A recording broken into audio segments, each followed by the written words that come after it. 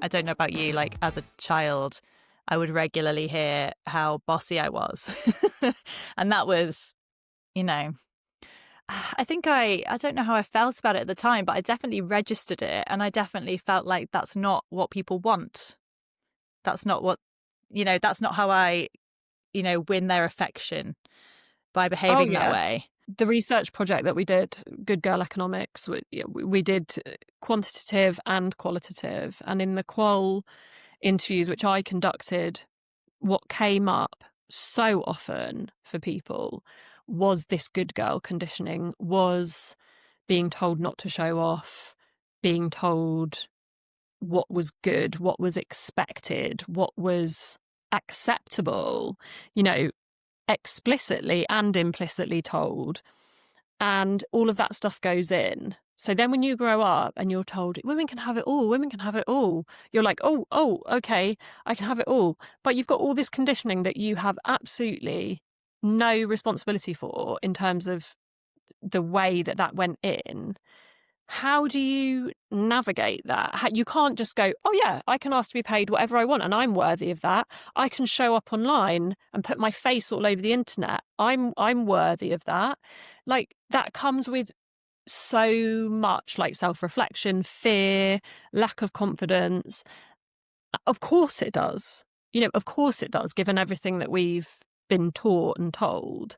So there's a lot.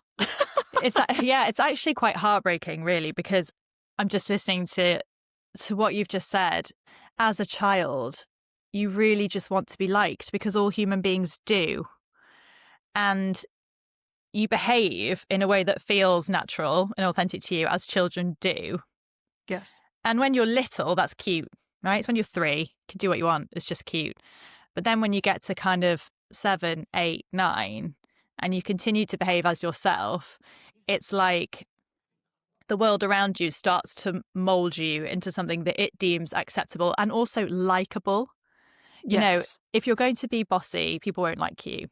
If you're going to show off, don't show. I definitely heard that. People won't like you. And we're so desperate to belong just because we're animals and we're, pack animals. Absolutely. And so you kind of like, okay, well, I'll stop doing a bit of that. And it's all subliminal, subconscious. But then you're so right. We kind of all hit 40 and the world's like, be more authentic, be more you. And we're like, I don't know who that is. It's such a hard work to actually dig down and remember, because you've spent decades just trying to follow these rules, which are very prescriptive about, like you say, what a good girl does.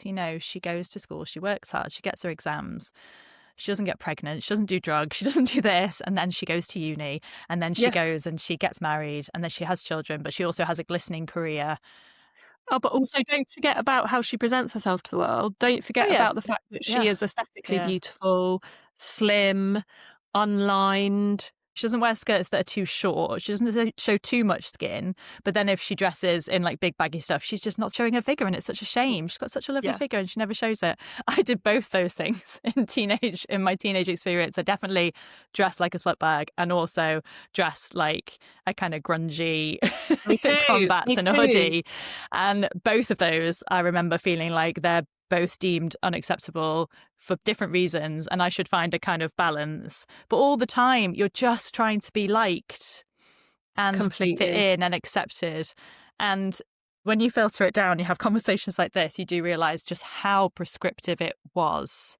And all the magazine rhetoric, we both will have read everything from like J17 to whatever. And, the kind of just abuse that beautiful women would receive in articles where they happened to, show that their skin was human, that they had a bit of cellulite, or that they perhaps had put on 1.5 pounds and that wasn't allowed. And all of these things, although that wasn't directed at us, it's directed at our kind, and it just sends a message that this is what is acceptable. Don't be too fat, don't be too thin. And in the 90s, especially, the sort of Kate Moss aesthetic prevailed and reigned on high. And it it's really hard to unpick all that stuff and try and find who you are authentically to present yourself online, to get people again to know, like, and trust you. There's a big like in the middle of that, so that they can become your customer and they can invest in you and that you can serve them in the way that you feel you can with whatever offering you're putting out into the world. It's just a brain fuck, isn't it? It's just too much.